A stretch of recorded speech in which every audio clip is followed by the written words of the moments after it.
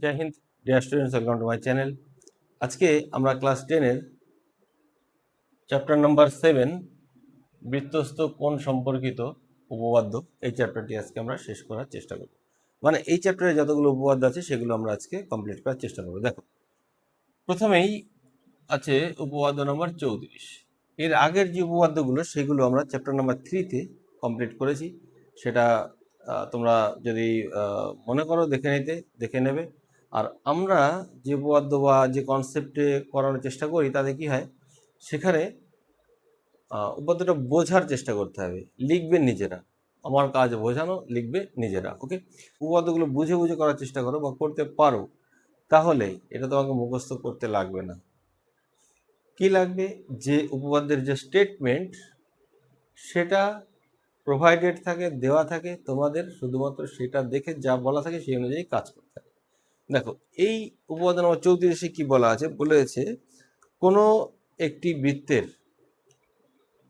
একটি বৃত্তচাপ দ্বারা ওর কেন্দ্রে যে কোণ উৎপন্ন করে কেন্দ্রস্থ কোণ, এবং পরিধিতে যে কোণ উৎপন্ন করে তাকে বলে বৃত্তস্থ কোণ। সেই বৃত্তস্থ কোণটি এর দ্বিগুণ করলে কেন্দ্রস্থ কোণের সাথে সমান হবে। এটাই সুন্দর করে একটা স্টেটমেন্টে ভালো করে বলা আছে, যেটা বলা আছে কোনো বৃত্তের একটি বৃত্তচাপের দ্বারা গঠিত সম্মুখ কেন্দ্রস্থ কোণ ওই চাপের দ্বারা গঠিত যে কোনো বৃত্তস্থ কোণের দ্বিগুণ হবে। ঠিক আছে, তাহলে এটা বুঝতে পারলে? আমি যেটুকু জানতে পারলাম তাতে দেখলাম কেন্দ্রস্থ কোণ বৃত্তস্থ কোণের দ্বিগুণ হয়। এবার আমাকে বুঝতে হবে আগে কেন্দ্রস্থ কোণ কোনটা, বৃত্তস্থ কোণ কোনটা। দেখো, কেন্দ্রস্থ কোণ এবং বৃত্তস্থ কোণ সেটা আমরা আগে দেখে নিই। ধরো একটা বৃত্ত আঁকলাম, এটা এই বৃত্তের কেন্দ্র, এটা যে কোনো চাপ, ধরো এখান থেকে এই পর্যন্ত একটা চাপ নিলাম যার নাম দিলাম এ বি। চাপ বোঝাতে এটাকেও বোঝায় এটাকেও বোঝায়, এটা মেজর আর্ক বা উপচাপ, আর এটা অধিচাপ। ঠিক আছে, এভাবে বলা হয় বাংলায়। অ্যাকচুয়ালি এটা মেজর আর্ক এবং এটা মাইনর আর্ক। মাইনর আর্ক বোঝাতে আমরা এই দিকটার নাম দিলাম এপিবি। ওকে, এই চাপের দুই প্রান্ত কেন্দ্রের সাথে যুক্ত করলে যে কোণ উৎপন্ন করবে কেন্দ্রে তাকে বলা হয় কেন্দ্রস্থ কোণ। ওকে, কেন্দ্রস্থ কোণ কোনটা, ধরো এটা ও কেন্দ্রীয় বৃত্ত, তাহলে কেন্দ্রস্থ কোণ হচ্ছে এ ও বি।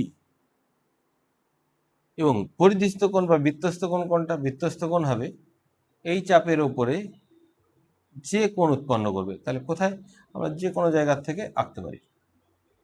এখান থেকে এই পর্যন্ত যুক্ত করে দিলাম, তাহলে এই যে কোণটা উৎপন্ন করেছে এটা হয়ে যাবে কি, এটা হয়ে যাবে বৃত্তস্থ কোণ বা পরিধিস্থ কোণ। ওকে, আমরা এটাকে যদি অন্য যে কোনো জায়গায় আঁকি এই পরিধির ওপরে, সেখানেই কিন্তু একই হবে। ওকে, সেই প্রমাণটাও আমরা পরে করব, আজকে এটা থেকে আমরা দেখাই। তাহলে আমাকে এটা যেটা আঁকলাম, যেটা দেওয়া আছে সেটা একটা নাম দিলাম, এটা নাম দিলাম সি। দেখো, এতটা আমাকে দেওয়া আছে, ও কেন্দ্রীয় বৃত্তের একটা চাপ এপিবি, এই চাপের ওপরে অবস্থিত এ ও বি কেন্দ্রস্থ কোণ এবং এ সি বি বৃত্তস্থ কোণ। তাহলে আমাকে কি প্রমাণ করতে হবে, কেন্দ্রস্থ কোণ বৃত্তস্থ কোণের দ্বিগুণ। এই অবধি আমাকে লিখতে হবে। কোথা থেকে, হেডিং থেকে, হেডিং যেটা বা স্টেটমেন্ট দেওয়া থাকবে সেটা থেকে। এবার দেখো লেখা হয়ে গেল। এবার আমাকে প্রমাণ করতে হবে কি, এ O B is equals two, বা প্রমাণ্য কি, 2 ইন্টু কোনটা, এ সি বি কোণ। ক্লিয়ার? কেন্দ্রস্থ কোণ বৃত্তস্থ কোণের ডবল। ওকে, এবার দেখো এটা প্রমাণ করতে গেলে আমাকে ছোট্ট একটু আঁকতে হবে। সেই অঙ্কনটা কি করতে হবে, সেটা লিখতে হবে। অঙ্কন লিখে নিয়ে সি এবং ও যুক্ত করবে, যুক্ত করে বর্ধিত করবে। বর্ধিত করলাম কত পর্যন্ত, ধরো ডি পর্যন্ত বর্ধিত করে দিলাম। ক্লিয়ার? এবার দেখো একটা কনসেপ্ট তোমরা জানো, যেটাকে বলে ত্রিভুজের বহিস্থ কোণ সমান অন্তস্থ বিপরীত কোণ দ্বয়ের যোগফলের সাথে সমান। কারণ ত্রিভুজের তিনটি কোণের সমষ্টি কত, 180। আবার এটা একটা সরল কোণ 180, তার মানে এই কোণটা প্লাস এই কোণটা সমান 180। আবার এই কোণটার সাথে এই দুটোর যোগফল 180, তার মানে এই দুটোর কোণের যোগফল নিশ্চয়ই একটা। এই কনসেপ্টটা আমাদের এখানে কাজে লাগবে। ঠিক আছে, তাহলে এই কনসেপ্ট কাজে লাগাতে গেলে আমাকে কি দেখতে পাচ্ছি, আমরা দেখতে পাচ্ছি যে এ ও সি যে ত্রিভুজ, এই ত্রিভুজের ক্ষেত্রে সি ও এই বাহুটাকে এক্সটেন্ড করেছি আমরা ডি পর্যন্ত, তাহলে এটা কি কোণ? এইরকম বহিস্থ কোণ। আর অন্তস্থ বিপরীত কোণ কোনটা? এটা প্লাস এটা, তার মানে অন্তস্থ বিপরীত কোণ দ্বয়ের যোগফলের সাথে এটা সমান হয়। ঠিক আছে, এটা লিখবে। আবার দেখো এই কোণটা এবং এই কোণটা সমান কেন? কারণ এ ও সি এবং এও দুটো কি হবে? সমান, কারণ একই বৃত্তের ব্যাসার্ধ। দুটো বাহুই একই বৃত্তের ব্যাসার্ধ হলে বাহু দুটো সমান, রেসপেক্টিভ কোণ দুটো সমান হয়। সমদ্বিবাহু ত্রিভুজ, সমদ্বিবাহু ত্রিভুজের এই বাহু দুটো সমান এবং এই কোণ দুটো সমান হয়। এই কনসেপ্টটা এখানে কাজে লাগলো। ঠিক আছে, বুঝতে পারলে? তাহলে আমরা কি লিখতে পারি? আমরা লিখতে পারি এখান থেকে যে এই কোণটার ভ্যালু যদি এ হয় বা আলফা হয়, এটাও কত হবে? এটাও হবে আলফা। আবার এটা কত হবে? তাহলে এটা হবে 2 আলফা। আমি এভাবে লিখলাম, তোমরা এখানে নাম দিয়ে লিখতে পারো। কি লিখবে? A C O angle is equals to C A O angle. কেন? একই সমদ্বিবাহু ত্রিভুজ, কেননা একই বৃত্তের ব্যাসার্ধ ও এ এবং ও সি লিখলে। আবার আবার A O D angle is equals to কি লিখবে? এই দুটোর যোগফল, অর্থাৎ angle A C O plus C angle C A O আর is equals to 2 into A C O লিখে দেবে। আমি কি লিখবো? আমি এই লেখাটা এখানে লিখবো না, এখানে লিখলাম আমরা কত? এটা আলফা মানে একই জিনিস, এবং এটা 2 আলফা, এটা এক্স, এটা 2x, এভাবেও লিখতে পারো। আবার দেখো এবার একইভাবে ডান দিকের যে ত্রিভুজটা আছে, অর্থাৎ বি ও সি ত্রিভুজের ক্ষেত্রে এই বাহুটা এবং এই বাহুটা সেম, তাহলে এই কোণ এবং এই কোণ সেম, তাহলে এটার নাম যদি বিটা হয়, এটার নামও কি? বিটা। আবার দেখো বি ও সি ত্রিভুজের ক্ষেত্রে এটা বহিস্থ কোণ, তাহলে বহিস্থ কোণ সমান অন্তস্থ বিপরীত কোণ দ্বয়ের যোগফলের সাথে সমান, অর্থাৎ এটা কত? 2 বিটা। ক্লিয়ার? এইবার এই যে উপরের পার্ট অর্থাৎ এ সি বি এর মান কত দাঁড়ালো? এ সি বি এর মান দাঁড়ালো আলফা প্লাস বিটা, অর্থাৎ A C B is equals to alpha plus beta. আবার A O B is equals to কত দাঁড়ালো? দেখো এটাই ইজ ইকুয়ালস টু দাঁড়ালো, দেখো এখানে 2 আলফা প্লাস 2 বিটা, অর্থাৎ 2 into alpha plus beta. Alpha বিটার ভ্যালু কত? এসিবি, অর্থাৎ A O B angle is equals to 2 into angle A C B. হয়ে গেল প্রমাণ। ক্লিয়ার? এইভাবে উপপাদ্যটাকে কিন্তু সহজে বুঝে প্রমাণ করা উচিত, কখনো মুখস্থ করা উচিত না। ঠিক আছে, বুঝতে পারলে? নেক্সট এবার আমরা দেখব আরো একটা উপপাদ্য, 35 নম্বর উপপাদ্য, যেটাই বলেছে একই বৃত্তাংশস্থ সকল কোণের মান সমান। উপপাদ্য নাম্বার 35 কি বলেছে? একই বৃত্তাংশস্থ সকল কোণের মান সমান। ঠিক আছে, দেখো এই ডায়াগ্রাম থেকেই হয়ে যাবে একই বৃত্তাংশস্থ সকল কোণের মান সমান। দেখো এখানে আমরা কি দেখতে পেয়েছি? আমরা দেখতে পেয়েছি কেন্দ্রস্থ কোণ পরিস্থ কোণের কি হয়? দ্বিগুণ হয়। তাহলে একটা যদি আমি ডায়াগ্রাম আঁকি, যেখানে কেন্দ্রস্থ কোণ এটা এবং পরিস্থ কোণ আমি এখানে একটা আঁকলাম এবং এখানে একটা আঁকলাম,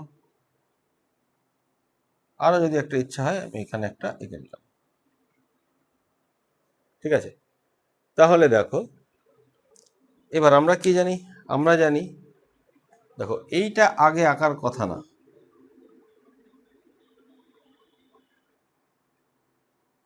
এটা আগে আঁকলাম না। ধরো ও কেন্দ্রীয় বৃত্তের যদি প্রমাণ ঠিকঠাক করতে হয়, ও কেন্দ্রীয় বৃত্তের এপিবি চাপের উপর অবস্থিত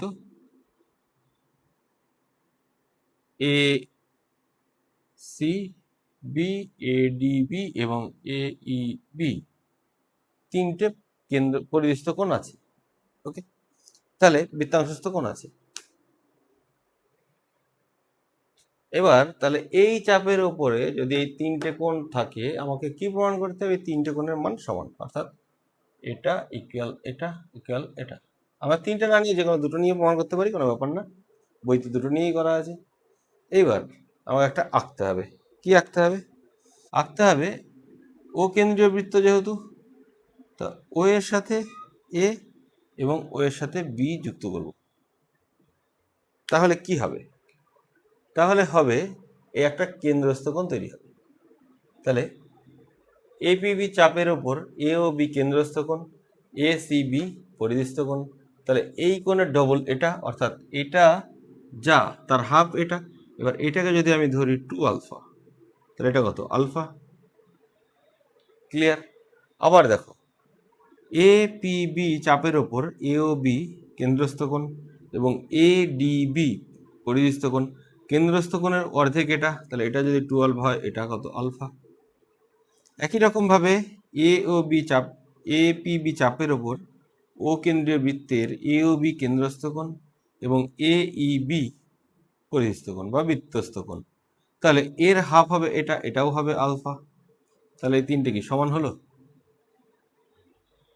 ক্লিয়ার? এই হচ্ছে প্রমাণ। আমি আলফা দিয়ে করলাম, তোমরা ডাইরেক্ট করতে পারো। এটার অর্ধেক দেখাবে এটা, বা এটাই জিজ্ঞাসা দেখাবে 2 ইন্টু এটা, এটা জিজ্ঞাসা 2 ইন্টু এটা, এটা জিজ্ঞাসা দেখাবে 2 ইন্টু এটা। হয়ে গেল। ওকে, বোঝা গেল? নেক্সট দেখো, এরপরে আসি 36।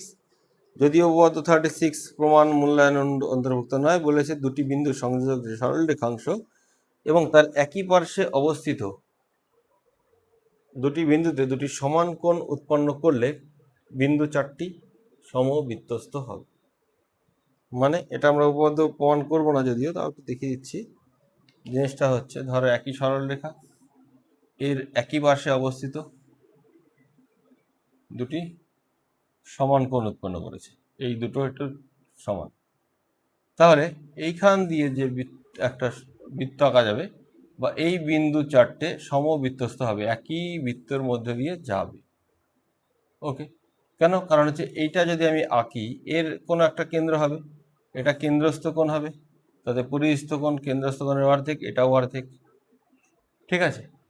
তাহলে কি হবে? এই দুটো বিন্দু তো বৃত্ত দিয়ে যাচ্ছেই, এই দুটোও বৃত্ত দিয়ে যাচ্ছে, এই জন্য বলে সমবৃত্তস্থ হবে। ঠিক আছে?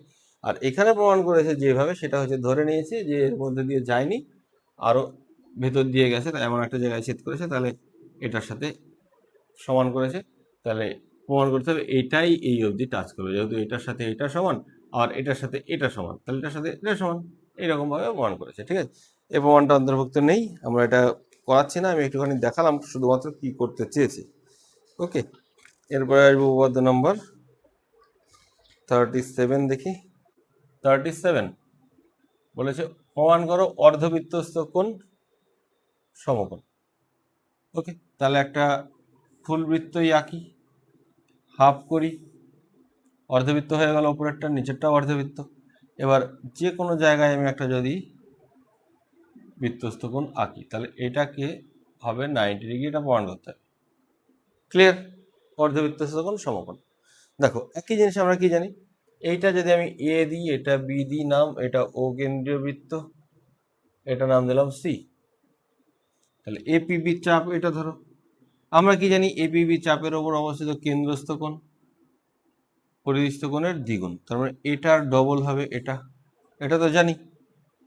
তাহলে দেখো, A C B angle is equals to 2 into A C B is equals to angle A O B. A O B এর মান কত? 180 ডিগ্রি। এটা যেহেতু একটা সরল রেখা বা ব্যাস, তাহলে 180 ডিগ্রি যদি এটা হয়, তাহলে এ সি বি কত? 180/2 ইজিকাস টু 90, অর্থাৎ অর্ধবৃত্তস্থ কোণ কি হবে? সমকোণ হবে। ওকে, এই চ্যাপ্টারের সমস্ত উপপাদ্যগুলো কিন্তু কমপ্লিট হয়ে গেল।